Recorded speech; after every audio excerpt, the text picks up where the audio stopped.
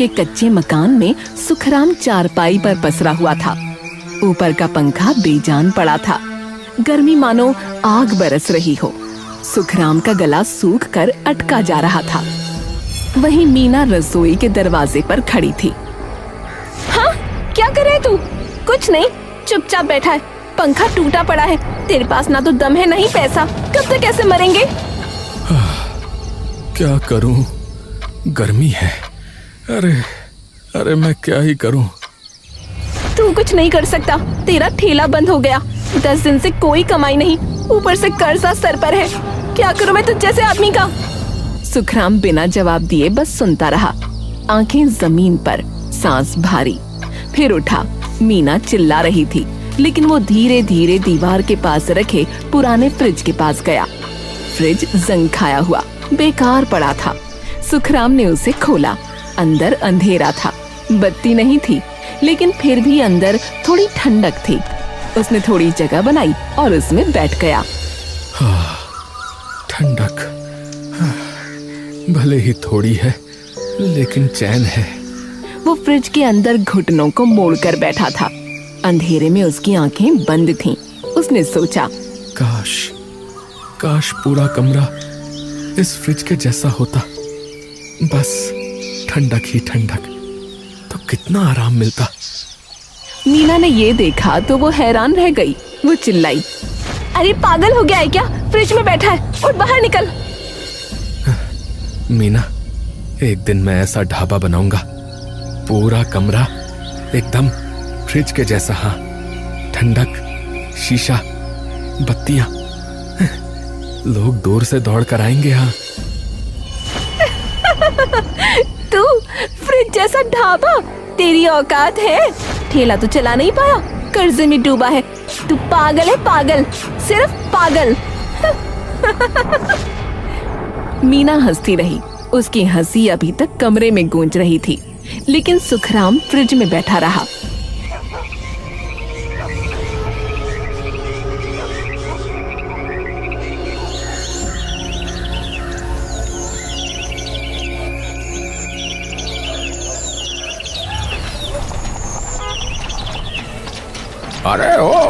अरे कौन आया रे इतनी बड़ी गाड़ी में? अरे भैया, लगता है कोई बड़ा आदमी है।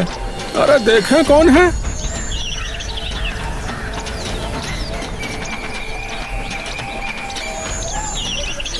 लेकिन चेहरा देखते ही सुखराम की सांस रुक गई। प्रकाश? हाँ रे सुखराम, प्रकाश, बचपन वाला। पहचान ही लिया तूने है।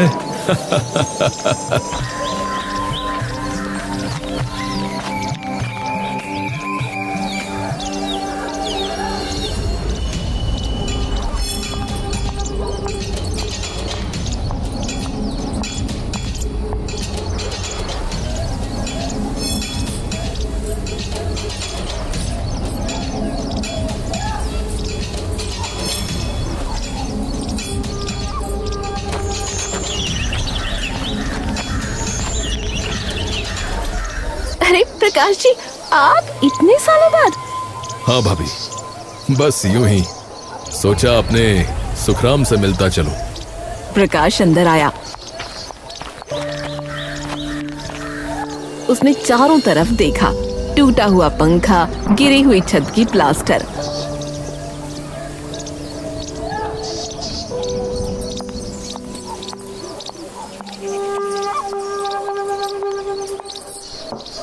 प्रकाश ने एक घूंट में पानी पी लिया, फिर सुखराम की तरफ देखा।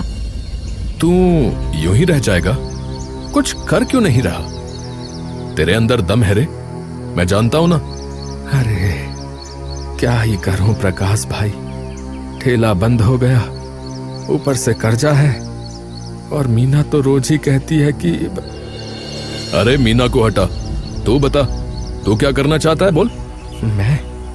मैं तो यार एक ढाबा, फ्रिज जैसा ढाबा यार, हाईवे पर, अंदर बिल्कुल ठंडा, भूसे और मिट्टी की दीवारें, ऊपर घास की परत। फिर रोज पानी डालूंगा, अंदर का तापमान 12 से 15 डिग्री कम तो हो ही जाएगा भाई। यार क्या सोच रखा है तूने? बिल्कुल फ्रिज जैसा ढाबा। मुझे आइडिया अच्छा लगा यार तेरा। क्या सच में? हाँ भाई सच में, क्योंकि ऐसे आइडियाज सिर्फ शहरों में आते हैं लोगों को। एक काम करते हैं यार, सुन, मैं पैसा लगाता हूं, तू बस बना उसको, मैनेज कर, ठीक है? इतना सुनते ही मीना बोली, नहीं नहीं नहीं नहीं नहीं, ये कुछ नहीं कर सकता। इसके सारे आइडिया फेल हो जाते हैं। ठेला देख लो, दुकान देख लो, सब डूब गया। अब ढाबा बनाएगा, पैसे डुबोएगा आपके। अरे भाभी मैं हूं ना, सुखराम अकेला नहीं है। प्रकाश की आवाज में एक अजीब सा भरोसा था। मीना चुप हो गई। वो मुंह फेर कर अंदर चली गई। सुखराम ने प्रकाश की तरफ देखा। आंखें नम थीं, होंठ कांप रहे थे। अरे यार, तू मेरा बचपन का दोस्त है, तू कर लेगा भाई।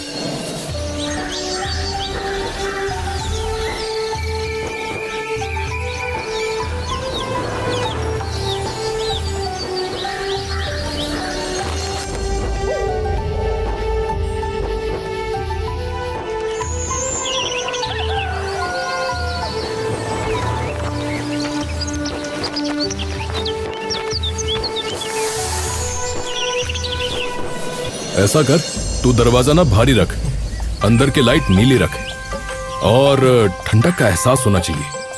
हाँ हाँ भाई, बिल्कुल वैसा ही बना रहा हूँ। कुछ हफ्ते की मेहनत के बाद वो ढाबा बनकर तैयार हो गया। बाहर से बिल्कुल फ्रिज जैसा, ऊपर बड़े बड़े अक्षरों में लिखा था फ्रिज ढाबा। हो गया, हो गया, बस बना ही दिया मैंने। वो घर पहुंचा। क्या हुआ, इतनी जल्दी आ गया? मीना, मीना, ढाबा तैयार हो गया, फ्रिज ढाबा। आज मैं लेकर जाऊंगा तुझे, देखना। मुझे कोई मतलब नहीं इन सब से, ना मैं देखूंगी ना आऊंगी। सुखराम खड़ा रहा। उसके चेहरे से मुस्कान गायब हो गई। वो चुपचाप घर से बाहर निकल गया।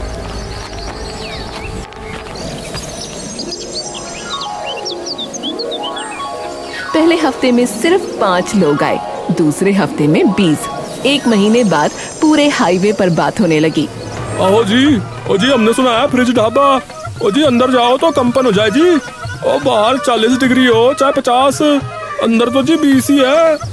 आओ जी, ओ जी सच में? ओ जी मैं झूठ क्यों बोलूंगा? ओ चलो आज मैं ले चलता हूँ तुझे भाई। सुखराम ने 2 काम वाले लड़के रख लिए, गोला और रामकिशन। सुखराम अब रातें ढाबे पर बिताने लगा। मीना अकेले घर में रहती, उसे कोई फर्क नहीं पड़ता था।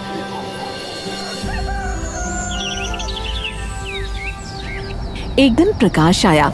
वाह यार, क्या बनाया है तूने, सच में फ्रिज जैसा। मैंने सोचा भी नहीं था कि इतना अच्छा बनेगा। अरे यार, सब तुम्हारी ही वजह से, तुम ना होते तो। अरे चुप यार, न जाने क्या क्या बोलता रहता है। मैं तो बस मदद कर रहा था यार, मेहनत तो तेरी ही है। सुन, एक बात बता, मीना कैसी है? वैसी ही, पहले ही जैसी, गुस्सा और रोज लड़ाई। लेकिन अब मैं सुनता नहीं, बस ढाबा संभालता हूँ। बहुत देर तक बातें की, पुरानी यादें, नए सपने। रात गहरी हो गई। प्रकाश चला गया। सुखराम ढाबे के बाहर बैठा था। उसने ढाबे की तरफ देखा। वो सोच रहा था, कम से कम मेरा दोस्त तो है जो समझता है मुझे।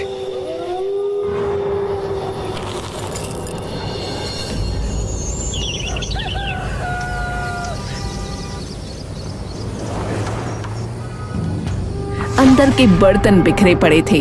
गोला, रामकिशन भाग दौड़ कर रहे थे। अरे अरे, ये क्या हुआ है? हम कुछ नहीं जानते मालिक, हम तो रात में चले गए थे। हमारे पीछे पता नहीं कौन आया। किसी गांव वाले की हरकत लगती है। लगता है किसी को मेरी तरक्की से मिर्च लग रही है।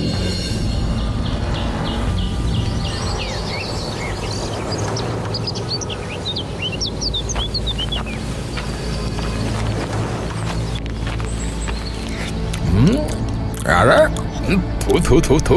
अरे अरे इसमें तो नमक है भाई। अरे जलेबी में नमक कौन डालता है? हाँ? पागल हो गए हो क्या?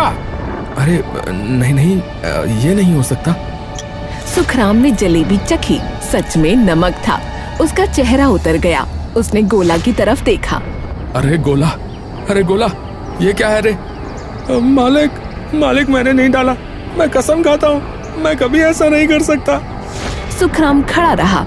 उसके दिमाग में एक ही बात घूम रही थी, कोई उसकी सफलता से जल रहा है, कोई उसे बर्बाद करना चाहता है, पर कौन? कौन है वो? कौन जल रहा है मुझसे?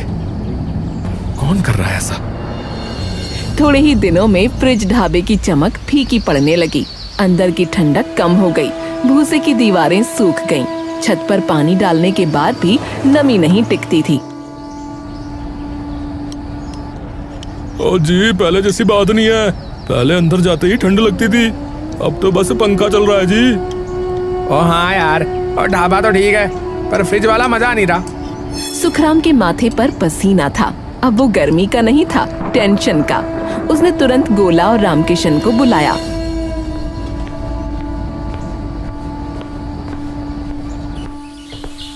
क्यों हो रहा है ये सब? मैं सब कुछ ठीक ही कर रहा हूँ, फिर ऐसा क्यों? पता नहीं मालिक, क्या दिक्कत है? हाँ पता नहीं मालिक। अब सुखराम की नजर गोला और रामकिशन पर शक से पड़ने लगी। वो उनके हर हाव भाव पर गौर करता। रात को वो देर तक ढाबे पर अकेले बैठता। एक रात अंधेरा घना था। आधी रात के करीब सन्नाटा था। तभी आवाज आई, खट खट खट, जैसे कोई दीवार खोद रहा हो। हाँ? ये क्या हो रहा है? ये कैसी आवाज है? उसने मोबाइल की लाइट जलाई। बाहर आया, कोई नहीं, खाली सड़क, सन्नाटा। वो वापस अंदर गया। तभी उसकी नजर दीवार पर पड़ी। एक छोटा सा छेद, भूसा बाहर निकला हुआ था।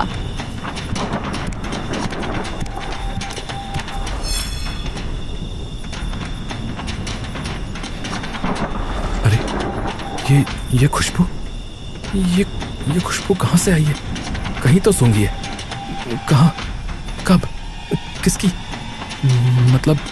मतलब ये सब करने वाला मेरा कोई जानने वाला है, कोई करीबी। पर कौन? सुखराम ने फैसला किया। उसने चुपके से ढाबे के अंदर एक छोटा सा मोबाइल कैमरा लगा दिया, कोने में, किसी को पता न चले।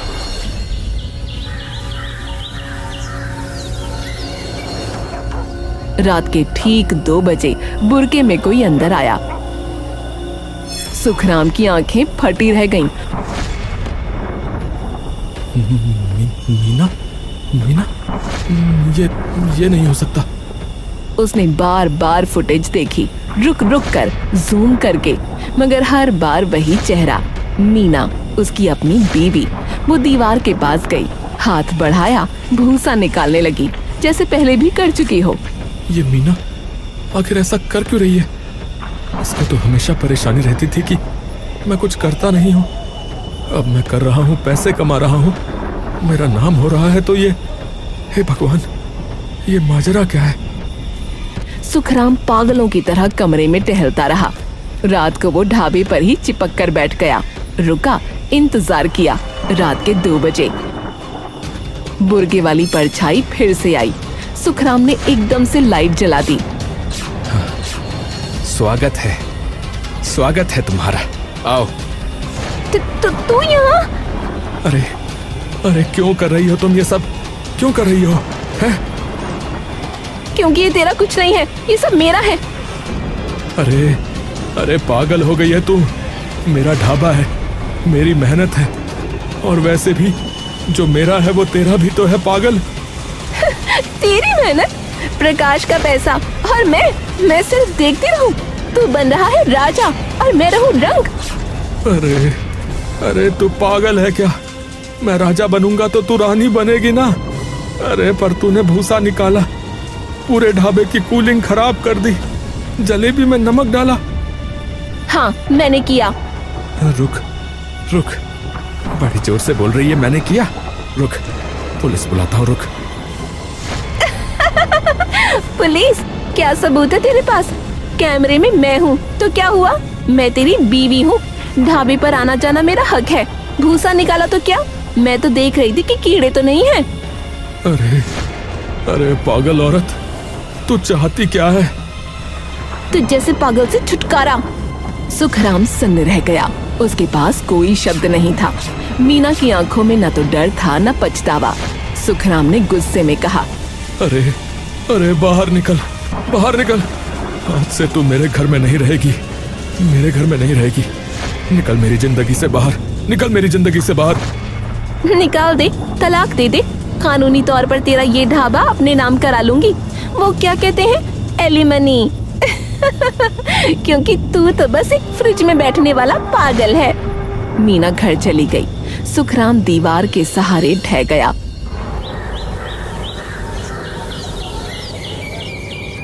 अगले दिन उसने मीना को घर से निकाल दिया। अरे भैया सही किया है। बीवी होकर अपने आदमी का नुकसान कर रही है, बताओ है। पहली बार देखी हमने तो अपने गांव में ऐसी औरत को तो निकालना ही चाहिए भैया। अरे नहीं भाई, गलत किया है। अरे बीवी है उसकी, ऐसे कैसे निकाल रहा है? समझा बुझा कर रखनी चाहिए थी। घर के अंदर थोड़ा मार पीट लेता है। निकालना तो आखिरी हद होती है भाई। मीना मायके चली गई। उसके जाने के बाद ढाबा फिर से चलने लगा। सुखराम ने सब कुछ ठीक कर दिया। 3-4 दिन में सब सामान्य हो गया।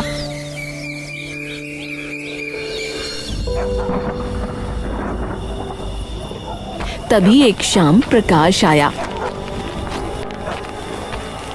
अरे अरे क्या हुआ सुखराम? मीना क्यों चली गई? गांव में लोग कुछ कह रहे हैं। अरे भाई, ढाबे की कूलिंग वही खराब कर रही थी। भूसा निकालना, कूलिंग खराब करना, जलेबी में नमक मिलाना, ये सब कारनामे उसी के थे। मुझे तो पता ही नहीं था कि मेरी खुद की बीवी ऐसी निकलेगी भाई। क्या मीना? ऐसा कैसे हो सकता है? अरे मैंने खुद देखा भाई, कैमरे में अपनी आंखों से। मैं जानता था कि वो पागल है, लेकिन इतनी पागल ये नहीं सोचा था। अरे भाई, अब चिंता इस बात की है कि जब तलाक दूंगा तो वो कह रही है कि तलाक में वो मेरी सारी जायदाद ले जाएगी भाई, मेरा ढाबा ले जाएगी, सब कुछ ले जाएगी कह के गई है। हंसते हंसते निकली है। सुन, मैं हूं ना तेरे साथ, तू अकेला नहीं है। मैं यहीं रहूंगा, ढाबे पर ही, जब तक सब ठीक ना हो जाए। सच में? प्रकाश भाई, ये जो पैसे तुमने ढाबे पे लगाए थे ना, वो रख लो। आने वाले वक्त का कुछ पता नहीं, कहीं खर्च हो गए तो बस। अब हाँ, चल अब चाय बना और सोना मत, काम कर। प्रकाश उसी रात से ढाबे पर रुक गया और अब प्रकाश रोज आता।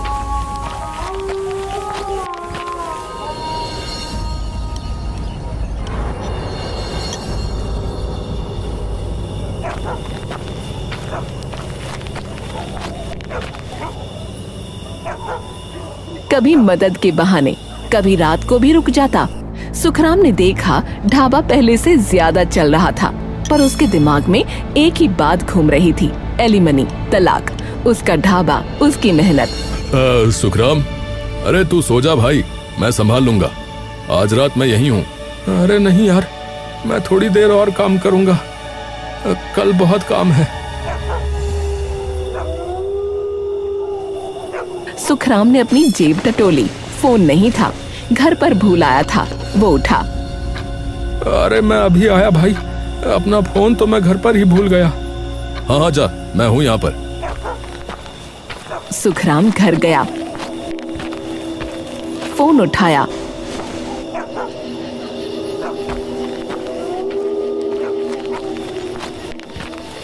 वापस आया तो सीढ़ियों पर नजर पड़ी। प्रकाश ऊपर बैठा था, फोन पर बात कर रहा था। सुखराम रुक गया, आवाज पहचानी, पर बातें सुनने के लिए वो चुपके से पास बढ़ा।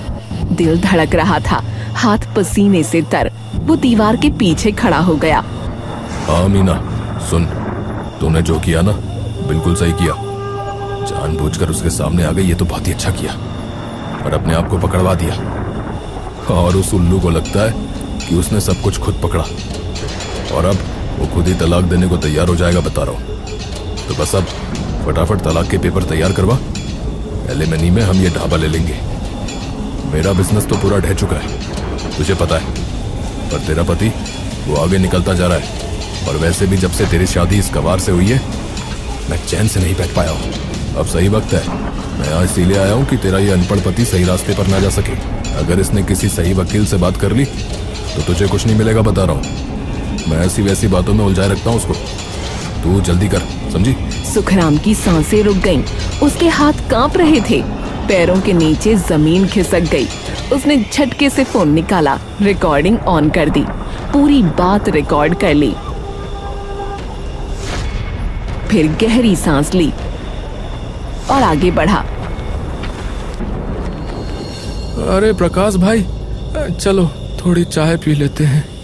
हाँ हाँ हाँ हाँ, चलो चलो। भाई बहुत थक गया आज मैं। अरे यार भाई, आज रात ना फ्रिज में बैठकर पीते हैं, क्या कहता है? अंदर बहुत ठंडक है, तुझे अच्छा लगेगा। मैं तो हमेशा करता हूँ भाई।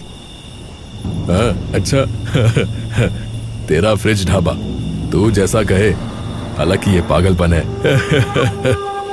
अरे भाई, मैं पागल ही तो हूँ। सुखराम ने दरवाजा बंद किया, फिर एक झटके में बाहर से फ्रिज लॉक कर दिया। अरे अरे अरे अरे भाई क्या कर रहा है? अरे अरे पागल हो गया क्या भाई? अरे अरे मुझे बाहर निकाल। अरे अरे भाई, अरे कोई है? हाँ प्रकाश, मैं पागल हूँ।